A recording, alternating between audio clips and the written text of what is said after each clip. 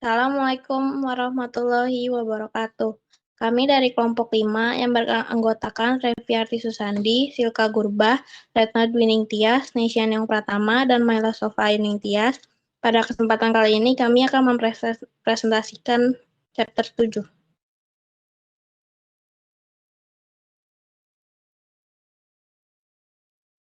Pertama itu risiko lembaga keuangan. Tujuan utama dalam pengelolaan lembaga keuangan adalah untuk meningkatkan keuntungan bagi pemiliknya.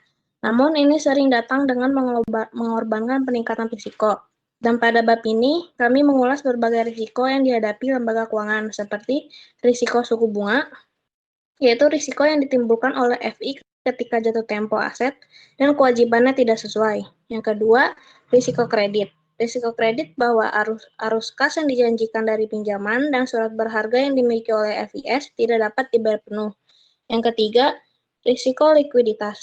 Risiko lonjakan penarikan kewajiban yang tiba-tiba mungkin memerlukan FI untuk melikuidasi aset dalam waktu yang sangat singkat dan dengan harga yang kurang dari harga pasar yang wajar.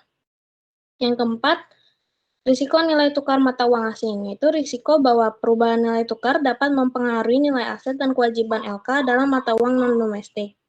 Yang kelima, risiko negara atau kedaulatan, yaitu risiko bahwa pembayaran kembali dari pinjaman asing mungkin terganggu karena pembatasan, intervensi, atau campur tangan dari pemerintah asing. Selanjutnya, risiko pasar. Risiko yang timbul dari aset dan kewajiban dalam buku perdagangan FI karena perubahan suku bunga, nilai tukar, dan harga lainnya. Selanjutnya, risiko off balance sheet risks, yaitu risiko yang ditimbulkan oleh FI sebagai akibat dari aktivitas yang terkait dengan aset dan kewajiban kontingensi yang dikeluarkan dengan neraca. Selanjutnya, risiko teknologi dan operasional, yaitu risiko yang ditimbulkan oleh FI ketika investasi teknologinya tidak menghasilkan penghematan biaya yang diantisipasi, dan risiko bahwa teknologi, audit, pemantauan, dan sistem pendukung lainnya yang ada mungkin tidak berfungsi atau rusak. Yang terakhir, risiko kebangkrutan atau kepailitan, yaitu risiko bahwa FI mungkin tidak memiliki cukup modal untuk mengimbangi penurunan tiba-tiba dalam nilai asetnya. Next.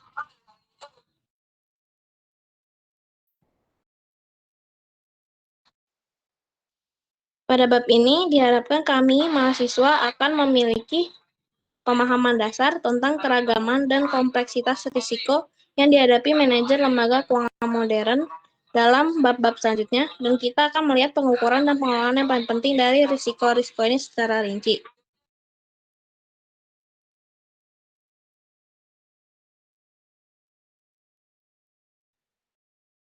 Risiko merupakan dari kinerja lembaga keuangan, yang memang dapat dikatakan bahwa bisnis utama lembaga keuangan adalah mengelola risiko ini.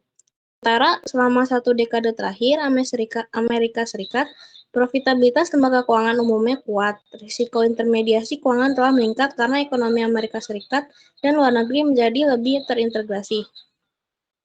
Misalnya, melemahnya kondisi ekonomi di dalam dan di luar Amerika Serikat, terutama di Yunani, Italia, Spanyol, dan Portugal, telah menghadirkan risiko besar bagi lembaga keuangan yang beroperasi di dalam dan meminjamkan ke pasar dan pelanggan asing. Bahkan lembaga keuangan yang tidak memiliki pelanggan asing dapat terkena risiko valuta asing dan kedaulatan jika pelanggan domestik mereka memiliki hubungan bisnis dengan negara asing. Yang akibatnya, manajer lembaga keuangan harus mencurahkan waktu yang signifikan untuk memahami dan mengelola berbagai risiko yang dihadapi lembaga keuangan mereka. Next.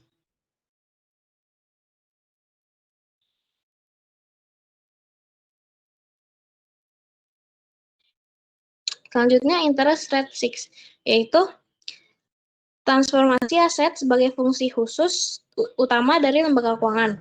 Transformasi aset ini melibatkan lembaga keuangan yang membeli sekuritas atau aset utama dan menerbitkan sekuritas atau kewajiban sekundernya untuk mendanai pembelian aset. Sekuritas utama yang dibeli oleh lembaga keuangan seringkali memiliki karakteristik jatuh tempo dan likuiditas yang berbeda dari sekuritas sekunder yang dijual di lembaga keuangan. Dalam ketidaksesuaian jatuh tempo aset dan liabilitas, sebagai bagian dari fungsi transformasi asetnya, lembaga keuangan berpotensi mengekspos diri mereka pada risiko bunga. Next.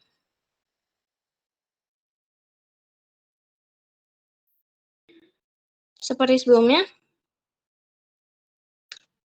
contohnya itu, FI meminjam dana sebesar 9% per tahun selama 2 tahun dan menginvestasikan dana tersebut dalam aset yang menghasilkan 10% selama 1 tahun. Dan dalam situasi ini ditunjukkan sebagai berikut, ada 2 kewajiban yaitu 100 juta dan aset 100 juta. Dan dalam hal ini, FI juga terkena risiko bunga dengan memegang aset jangka pendek relatif terhadap kewajiban yang menghadapi ketidakpastian tentang tingkat bunga di mana ia dapat menginvestasikan kembali dana pada periode keduanya. Next.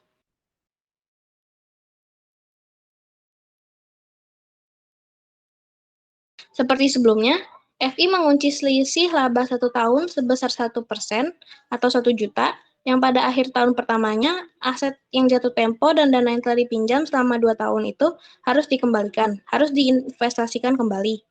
Misalnya seperti tingkat bunga turun antara tahun pertama dan kedua, sehingga pada tahun kedua pengembalian 100 juta yang diinvestasikan dalam aset 1 tahun baru adalah sebesar 8%. FI akan menghadapi kerugian atau spread negatif pada tahun kedua sebesar 1%, yaitu pengembalian aset 8% dikurangi biaya dana 9%. Atau FI kehilangan sebesar 1 juta, yaitu dari min 0,01 dikali 100 M. Next.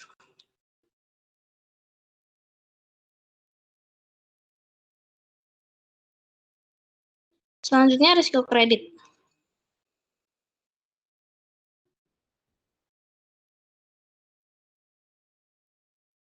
Risiko kredit timbul karena kemungkinan arus kas yang dijanjikan atas klaim keuangan yang dipegang oleh FIS seperti pinjaman atau obligasi tidak akan dibayar penuh. Hampir semua jenis FI menghadapi risiko ini, tapi secara umum FIS yang memberikan pinjaman atau membeli obligasi dalam jangka waktu yang lama lebih terbuka dibandingkan dengan FIS yang memberikan pinjaman atau membeli obligasi dengan jangka waktu pendek. Ini berarti lembaga penyimpanan dan kehidupan perusahaan asuransi lebih rentan terhadap risiko kredit daripada reksadana pasar uang dan asuransi properti korban. Jika pokok atas semua klaim keuangan yang dipegang oleh FIS telah dibayar penuh pada saat jatuh tempo dan pembayaran bunga dilakukan pada tanggal yang dijanjikan, FIS akan selalu menerima kembali pokok pinjaman asli ditambah pengembalian bunga, yang artinya mereka tidak akan menghadapi risiko kredit. Tapi jika peminjam gagal bayar, baik peminjam pokok maupun pembayaran bunga, yang diharapkan akan diterima berisiko. Yang akibatnya banyak klaim keuangan yang dikeluarkan oleh perusahaan dan dipegang oleh FIS menjanjikan pengembalian terbatas atau tetap, seperti pembayaran pokok dan bunga kepada pemberi pinjaman dengan probabilitas tinggi dan risiko kerugian besar, seperti kehilangan pokok pinjaman dan bunga yang dijanjikan, dengan probabilitas yang jauh lebih kecil.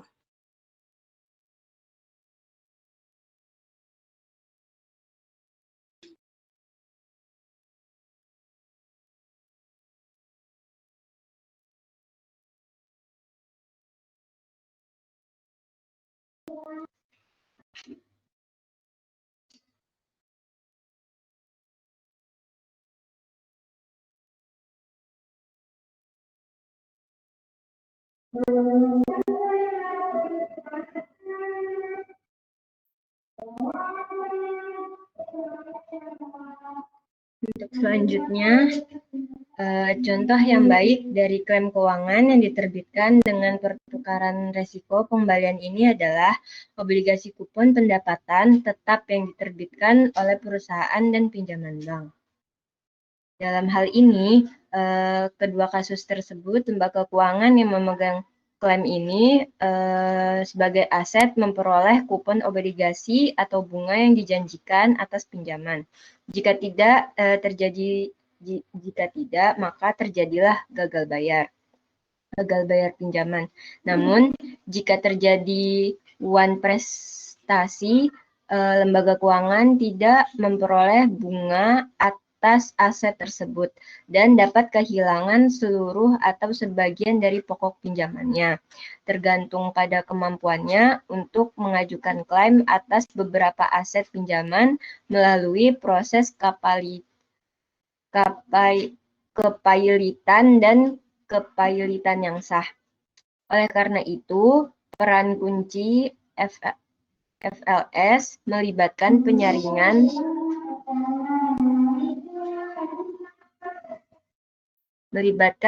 penyaringan dan pemantauan pemohon pinjaman untuk memastikan bahwa FLS menandai pinjaman yang lebih layak.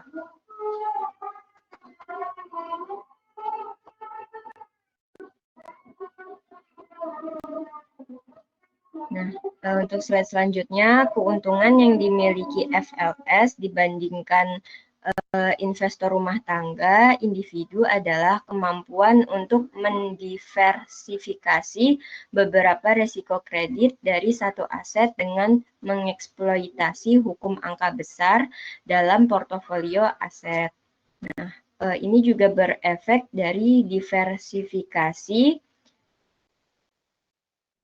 risiko adalah untuk memotong atau membatasi kemungkinan hasil yang buruk dalam portofolio. Selanjutnya ada resiko likuiditas. Nah, resiko likuiditas ini muncul ketika pemegang kewajiban lembaga keuangan seperti deposan atau pemegang polis asuransi meminta uang tunai secara untuk klaim keuangan yang mereka miliki dengan lembaga keuangan. Aset yang paling liquid dari semuanya adalah uang tunai, yang dapat digunakan untuk secara langsung memenuhi tuntutan pemegang kewajiban untuk menarik dananya. Nah, penarikan ini dari hari ke hari oleh pemegang kewajiban umumnya dapat diprediksi dan FLS biasanya dapat mengharapkan untuk meminjam dana tambahan untuk memenuhi kekurangan mendadak uang tunai di pasar uang dan keuangan.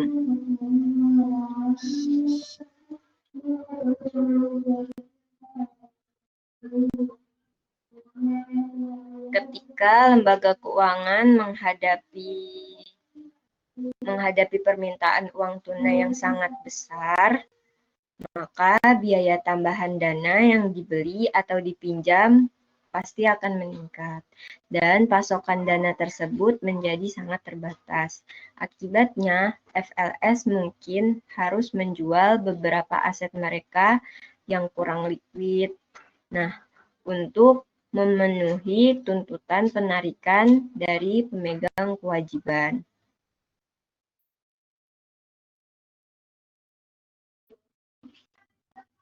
Misalnya, pada musim panas 2018, Bank Indimek gagal, sebagian karena bank run yang berlanjut selama beberapa hari.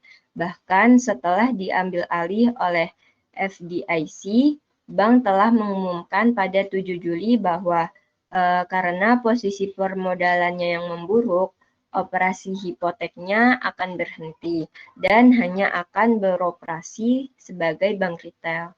Namun, laporan berita selama akhir pekan menyoroti kemungkinan bahwa Indimek akan menjadi kegagalan bank terbesar dalam lebih dari 20 tahun.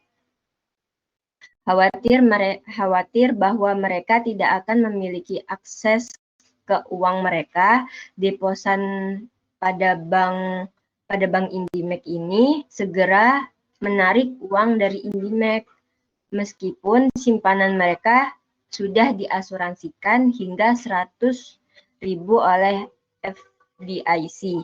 Maka jumlahnya sangat besar, sehingga dalam waktu seminggu setelah pengumuman awal, si FDIC-nya ini telah masuk dan mengambil alih bank.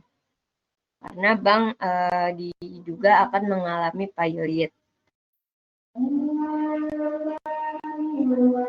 Selanjutnya ada risiko nilai tukar.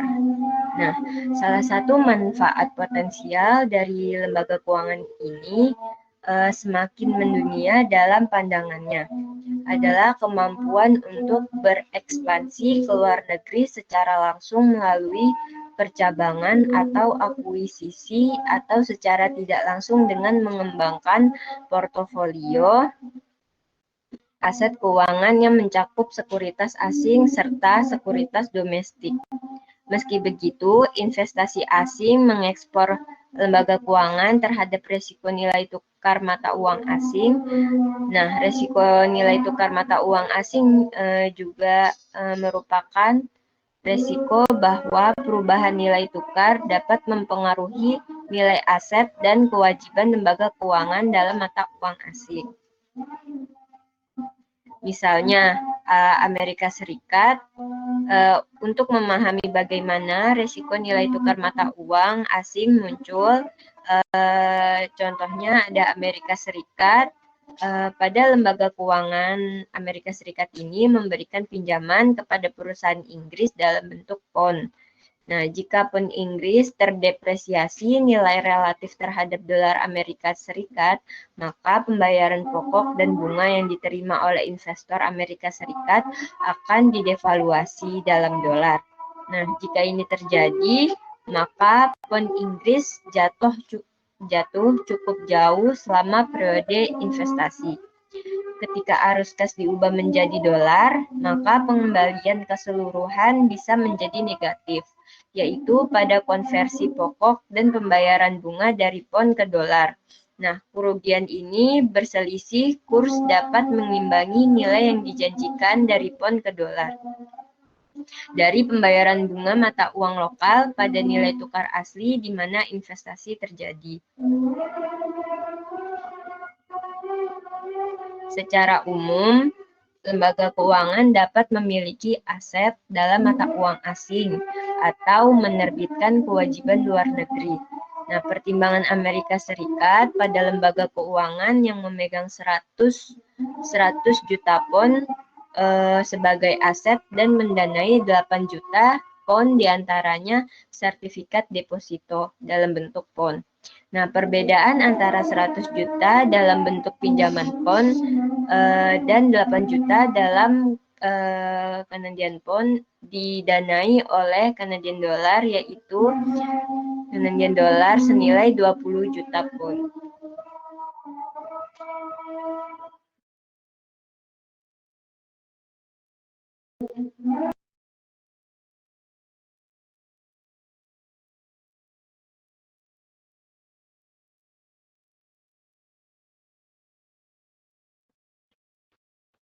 Selanjutnya pada gambar 72, dalam hal ini Amerika Serikat, lembaga keuangan memiliki net long sebesar 20 euro juta dalam aset pound sterling, yaitu ia memegang lebih banyak aset asing daripada kewajiban. Lembaga keuangan Amerika Serikat menderita kerugian jika nilai tukar pound sterling jatuh atau terdepresiasi terhadap dolar selama periode ini. Dalam dolar, nilai aset pinjaman pound sterling turun atau turun nilainya lebih dari yang dilakukan kewajiban CD pound sterling. Artinya, lembaga keuangan dihadapkan pada resiko bahwa aset asing bersihnya mungkin harus dilikuidasi pada nilai tukar yang lebih rendah daripada nilai tukar yang ada saat lembaga keuangan memasuki posisi kewajiban aset asing. Sebaliknya, lembaga keuangan bisa memiliki 20 juta lebih banyak kewajiban pound sterling daripada aset. Dalam hal ini, ia akan memegang posisi jual bersih dalam aset pound sterling. Next.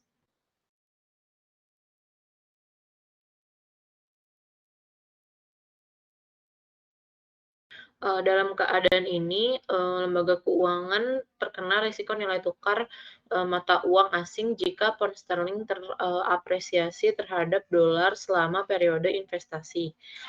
Ini terjadi karena nilai kewajiban pound sterlingnya dalam dolar naik lebih cepat daripada pengembalian aset pound sterlingnya. Akibatnya, untuk kira-kira dilindung nilai, lembaga keuangan harus mencocokkan aset dan kewajibannya dalam setiap mata uang asing. Perhatikan bahwa lembaga keuangan sepenuhnya dilindungi nilai hanya jika kita berasumsi bahwa ia memiliki aset dan kewajiban asing dengan jatuh tempo yang persis sama. Next.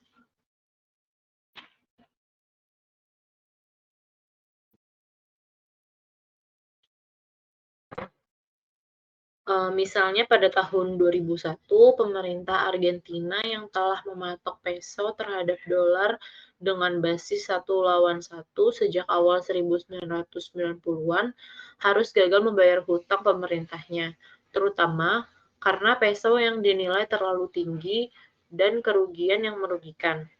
Efek ini pada ekspor dan pendapatan mata uang asing pada bulan Desember 2001. Argentina akhirnya gagal membayar 130 miliar dolar dalam hutang yang dikeluarkan pemerintah. Dan pada tahun 2002, Argentina mengesahkan undang-undang yang menyebabkan gagal bayar hutang perusahaan senilai 30 miliar dolar dan bahkan di tahun 2010 pada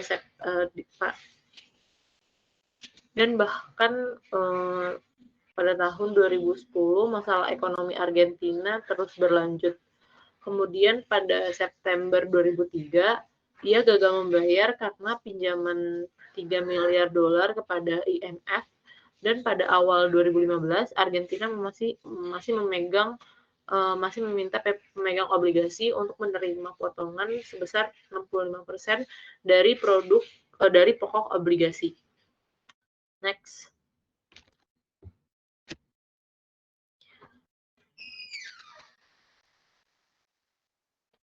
Selanjutnya kita akan membahas tentang risiko negara atau kedaulatan.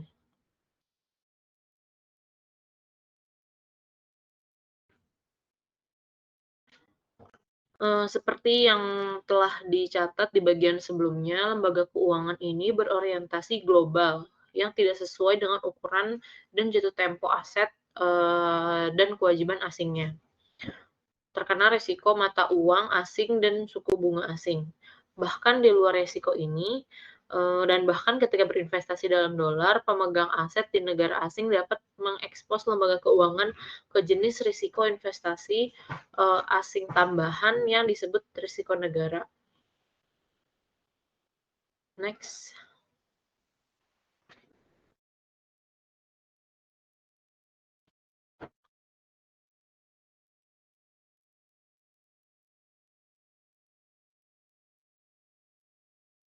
Kemudian risiko pasar. Next.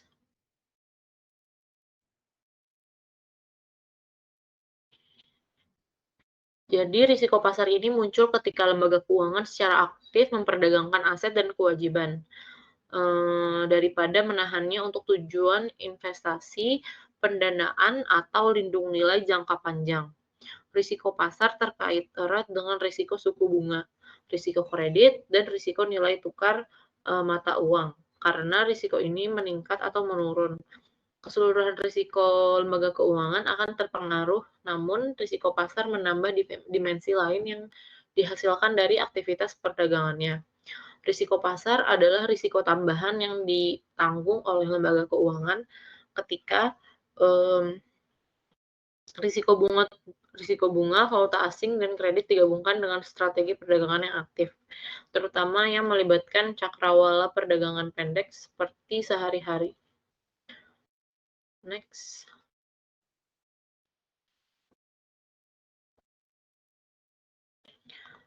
Dengan meningkatnya sekuritisasi pinjaman bank, misalnya hipotek, semakin banyak aset menjadi liquid dan dapat diperdagangkan. Tentu saja seiring berjalan waktu, setiap aset dan kewajiban dapat dijual. Sementara regulator bank biasanya memandang aset yang dapat diperdagangkan sebagai aset yang ditahan untuk jangka waktu kurang dari 1 tahun. Lembaga keuangan swasta mengambil pandangan jangka pendek. Secara khusus, lembaga keuangan mengkhawatirkan fluktuasi nilai aset dan kewajiban akun perdagangan mereka untuk periode sesingkat 1 hari, terutama jika fluktuasi tersebut mengancam solvabilitas mereka.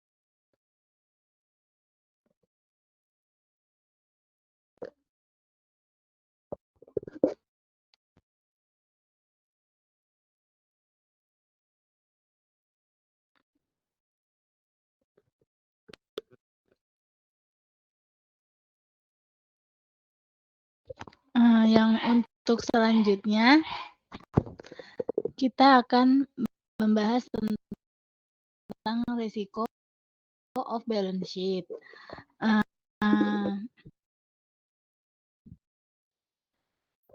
Next.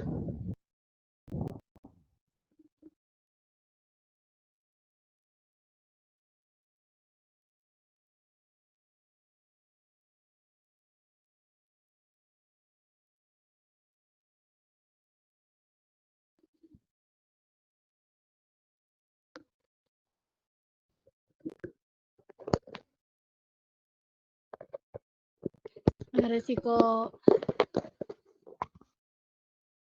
Jadi di sini tuh ada kayak salah satu tren yang paling mencolok bagi banyak LK modern adalah pertumbuhan aktivitas off balance sheet mereka, dan dengan demikian risiko off balance sheet mereka.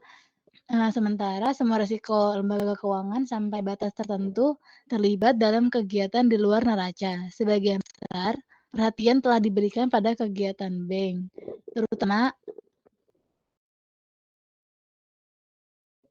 bank besar yang banyak berinvestasi dalam aset dan kewajiban di luar neraca.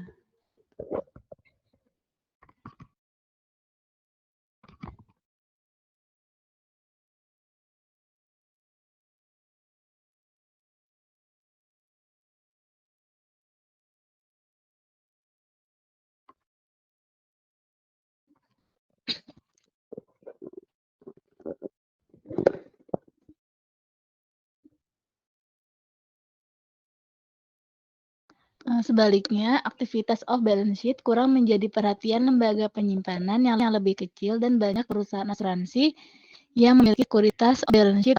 Next, aktivitas di neraca menurut definisi akan muncul di neraca FI saat ini karena tidak melibatkan pemegang klaim utama saat ini atau penderita klaim sekunder saat ini atau sebaliknya, aktivitas di neraca mengalami masa depan bukan neraca LK saat ini. Jadi dengan demikian mereka memiliki dampak langsung pada profitabilitas dan kinerja FI di masa depan. Jadi dengan demikian akuntan menempatkannya di bawah garis bawah dari neraca aset dan kewajiban FI. Next.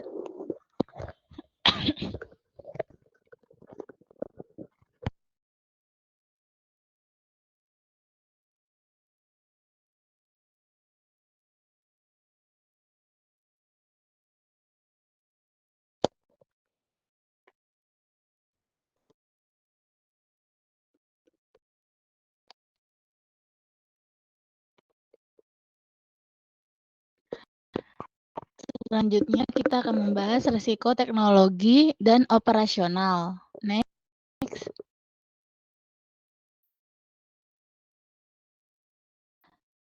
Terkait erat dan dalam beberapa tahun terakhir telah menimbulkan kekhawatiran besar bagi manajer dan regulator FI.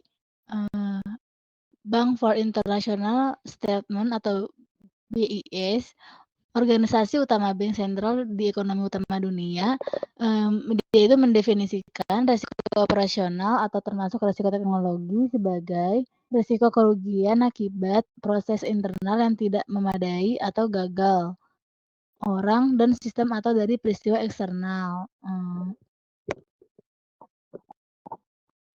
Next.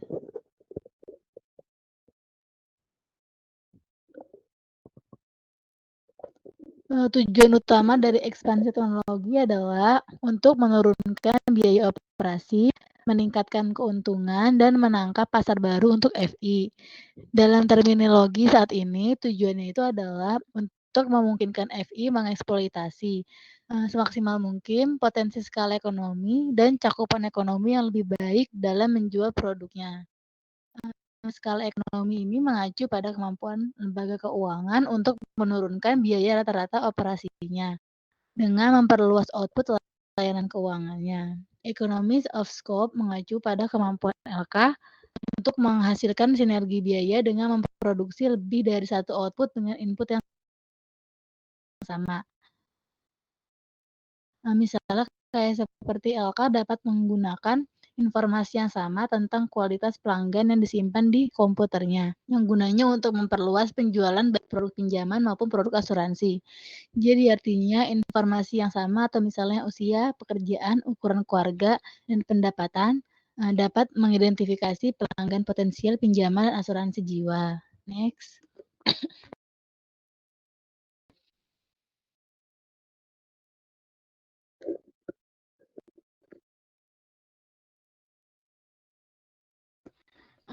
Risiko teknologi dapat terjadi ketika investasi teknologi tidak menghasilkan penghematan biaya yang diharapkan dalam bentuk skala ekonomi atau ruang lingkup. Di diseconomies of scale misalnya itu akan muncul karena kelebihan kapasitas atau teknologi yang berlebihan dan atau inefisiensi organisasi dan birokrasi yang menjadi lebih buruk seiring dengan bertambahnya ukuran FI. Diseconomies of scope itu akan muncul ketika FI gagal dalam menghasilkan sinergi yang dirasakan atau penghematan biaya melalui investasi teknologi baru yang besar. Kami menjelaskan pengukuran bukti skala ekonomi di ruang lingkup di FI ini ada di bab 17, yaitu resiko teknologi dapat mengakibatkan kerugian besar dalam efisiensi kompetitif dan pada akhirnya kegagalan jangka panjangnya. Demikian pula keuntungan dari investasi teknologi dapat menghasilkan kinerja yang lebih unggul dari pesaing FI, serta memungkinkannya untuk mengembangkan produk baru dan inovatif, meningkatkan peluang kelangsungan hidup jangka panjang. Next.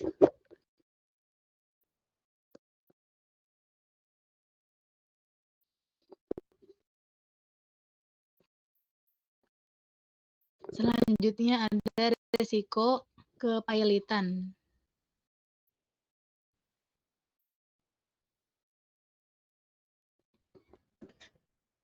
Jadi risiko kepilitan adalah konsekuensi atau akibat dari satu atau lebih risiko yang dijelaskan di atas. Jadi ada risiko suku bunga, kredit, likuiditas, valuta asing, kedaulatan, pasar, off balance sheet, dan teknologi.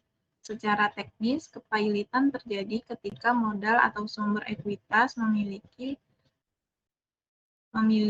lembaga keuangan yang didorong untuk mendekati nol karena kerugian yang terjadi sebagai akibat dari satu atau lebih risiko yang dijelaskan di atas. Pertimbangkan kasus Washington Mutual misalnya, itu mengalami kerugian besar dari kepemilikan di dalam dan di luar neraca selama krisis keuangan. Pada awal September 2008, modal pasar uang hanya bernilai 3,5 miliar dolar, turun dari 43 miliar dolar pada akhir tahun 2006. Dan pada September 2008, bank tersebut diambil alih oleh FDIC dan dijual kepada JP Morgan Chase.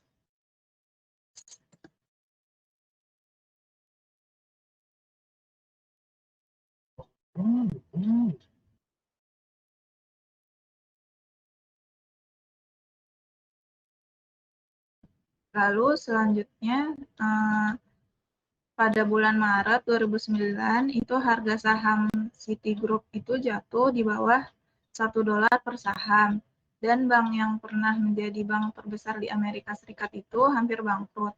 Dan itu membuktikan bahwa beberapa bank terlalu besar untuk gagal. Jadi Citigroup itu menerima jaminan pemerintah yang disubstansial terhadap kerugian.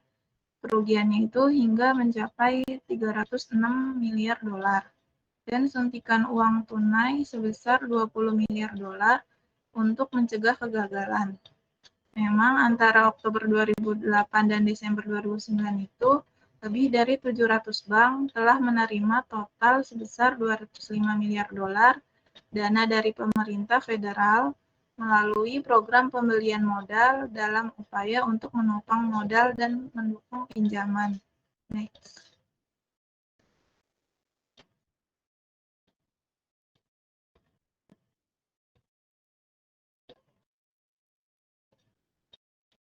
Selanjutnya di sini ada risiko lain dan interaksi risiko.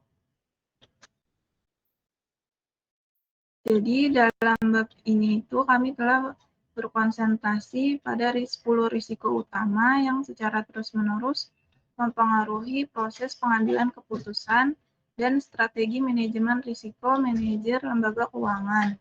Jadi dari risiko-risiko tersebut, seperti tadi risiko suku bunga, risiko kredit, risiko likuiditas, risiko valuta asing, risiko negara, risiko pasar, risiko off balance sheet, risiko teknologi, risiko operasional, dan risiko insolvensi. Jadi dari situ meskipun pembahasannya secara umum menggambarkan masing-masing secara independen, pada kenyataannya risiko-risiko ini seringkali saling bergantung. Next.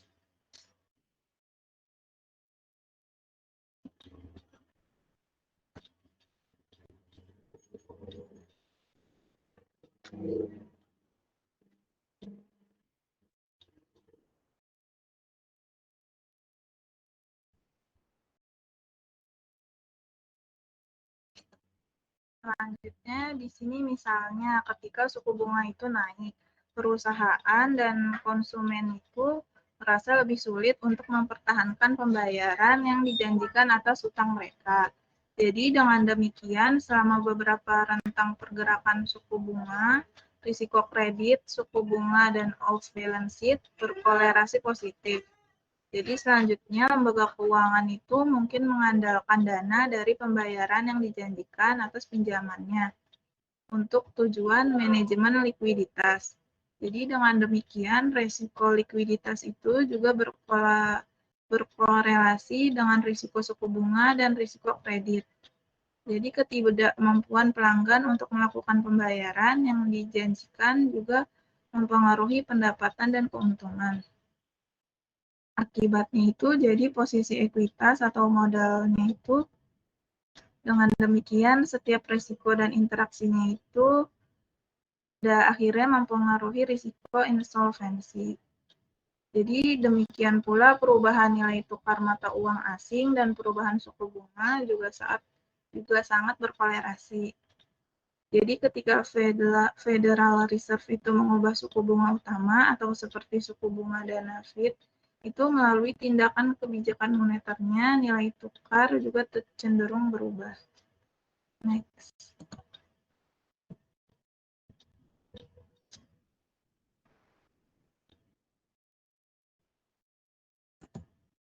Selanjutnya, berbagai risiko lain yang seringkali lebih berlainan atau jenis peristiwa juga berdampak pada profitabilitas dan ekspor risiko lembaga keuangan. Meskipun begitu, seperti disebutkan sebelumnya, banyak yang memandang risiko diskrit atau peristiwa sebagai bagian dari risiko operasional. Jadi, risiko terpisah itu mungkin termasuk kejadian di luar lembaga keuangan, seperti perubahan mendadak dalam kebijakan regulasi. Ini termasuk menghilangkan hambatan peraturan untuk pinjaman atau masuk pada produk yang ditawarkan. Next.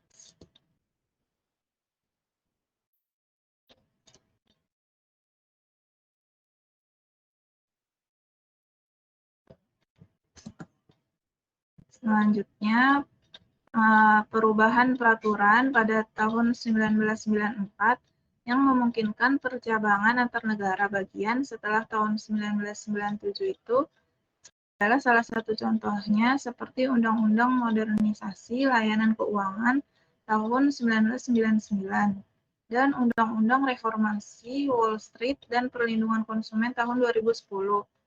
Risiko diskrit atau peristiwa lainnya itu melibatkan perubahan mendadak dan tak terduga dalam kondisi pasar keuangan akibat perang, revolusi, atau peruntuhan pasar yang tiba-tiba, seperti ambruknya pasar saham tahun 1929 dan tahun 2008, atau serangan teroris September 2001 di Amerika Serikat.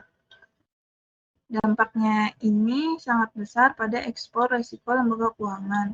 Jadi risiko peristiwa lainnya termasuk penipuan, pencurian, gempa bumi, badai, penyimpangan, dan pelanggaran kepercayaan fidusia. Jadi semuanya ini pada akhirnya dapat menyebabkan lembaga keuangan itu gagal atau sangat dirugikan. Namun masing-masing itu sulit untuk dimodelkan dan diprediksi. Next.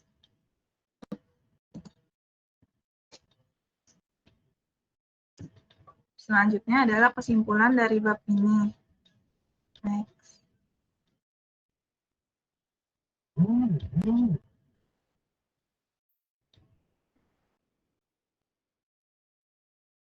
Jadi, bab ini itu memberikan gambaran pendahuluan tentang 10 risiko utama yang dihadapi oleh lembaga keuangan modern. Jadi mereka itu menghadapi risiko tingkat bunga ketika jatuh tempo aset dan kewajiban mereka tidak cocok. Mereka menghadapi risiko kredit atau risiko gagal bayar jika klien mereka itu gagal membayar pinjaman dan kewajiban lainnya. Jadi mereka itu menghadapi risiko likuiditas sebagai akibat dari penarikan yang berlebihan atau masalah dalam kewajiban pembiayaan kembali. Jadi, jika lembaga keuangan itu melakukan bisnis asing, maka mereka akan menghadapi risiko tambahan, yaitu risiko nilai tukar dan kedaulatan. Mereka juga menanggung risiko pasar atas aset dan kewajiban perdagangan mereka jika terjadi pergerakan yang merugikan dalam suku bunga, nilai tukar, atau harga aset lainnya. Next.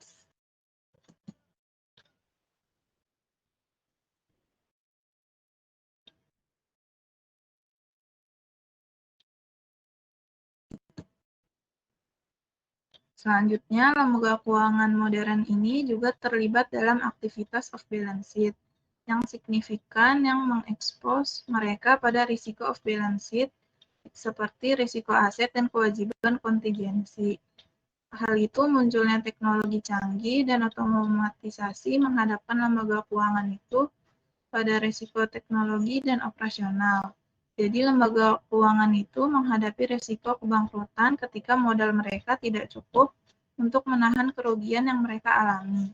Sebagai akibat dari risiko tersebut, maka interaksi dari berbagai risiko berarti bahwa manajer lembaga keuangan itu menghadapi trade-off di antara mereka. Jadi saat mereka mengambil tindakan dalam upaya untuk mempengaruhi satu jenis risiko itu, manajer lembaga keuangan harus mempertimbangkan kemungkinan dampak pada risiko lainnya. Jadi, manajemen risiko yang efektif menentukan keberhasilan atau kegagalan lembaga keuangan modern. Next.